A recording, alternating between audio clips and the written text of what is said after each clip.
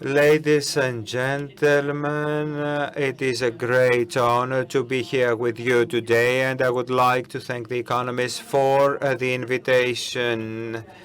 We live in an environment that is becoming ever more fluid and uncertain, an environment characterized by a variety of challenges such as climate change, resource depletion, geopolitical instability, energy crisis, inflammatory pressures, but also the risk of marginalization of significant populations in the context of a technological revolution.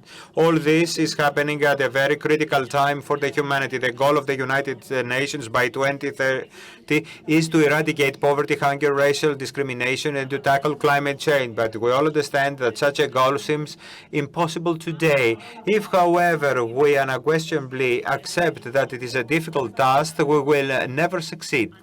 I have always believed that the most correct way to fail at something is not to try, because as Sophocles used to say, success depends on effort.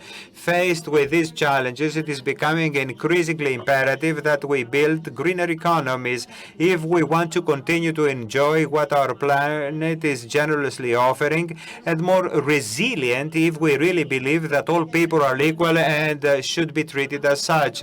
At the same time, the need for sustainable business strategies is emerging. In particular, following the pandemic crisis, more and more companies are realizing that they need to strengthen their resilience against unforeseen situations and conditions. They need to manage more effectively the range of risks related to safety, security, health, the functioning of supply chain, environment, and society. Businesses also realize that sustainability, as assessed by the relevant indicators, is an increasingly important factor in the process of granting credit and assessing investments. In the past, we talked about corporate social responsibility, and many believed that we were talking about something meaningless and irrelevant to entrepreneurship. Today, the requirements for transparency and disclosure by companies have increased significantly, and we see that consumers are now consciously choosing the products of companies that are actually interested in the environment and society. That is why the European Union is accelerating its sustainable finance strategy by directing more and more resources towards green transition. At the same time, it introduces reinforced obligations and specific reference standards at European level with a broad scope, including small and medium-sized listed companies. So we take it for granted that from all sides, from the institutional bodies, markets, businesses, etc., is an awareness of this need. There is mobilization in the right direction. However, in order for businesses to be able to respond effectively to sustainability challenge, adequate preparation and a clear framework will be required. The formulation of standards and requirements should understand and take into consideration the company's activity, such as its business model, its value chain, and the risks and opportunities.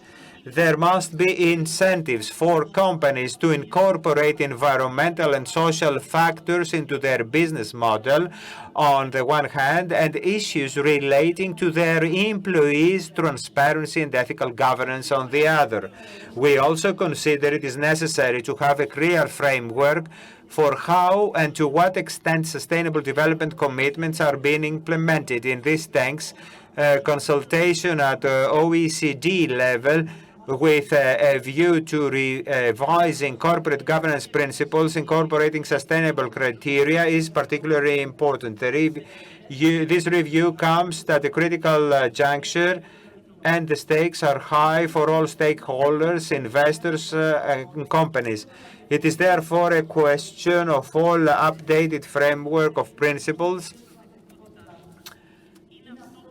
and we need to ensure availability of all to work to overcome temporary negative circumstances while remaining consistent in their obligations to employees, creditors, and associates. I will rest my case by saying that as a Chamber of Commerce and Industry of Athens, we actively support the adoption of sustainable entrepreneurial strategies by our member companies.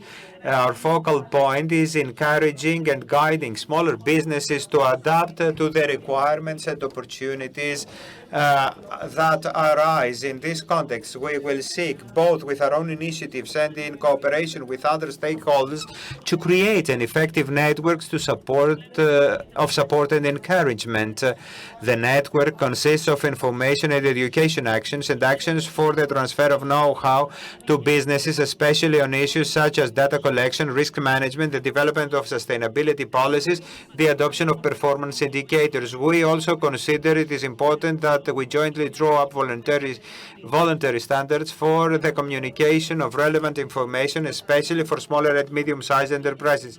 In the years to come, the value that each organization creates and distributes to the economy and society will be increasingly critical indicator for its evaluations. In the Chamber, we fully understand this reality, and we are committed to continue actively supporting the adaptation of Greek businesses to new requirements. Let me finally say, until a few years ago, we were talking about development for the need to see our businesses and our economy to grow so that the citizens of this country can look forward to a prosperous future. Today, the word development has been replaced by sustainable development, since we have now realized that uncontrolled development can lead us to disaster. Sustainable development is the only way for our economy and society to prosper.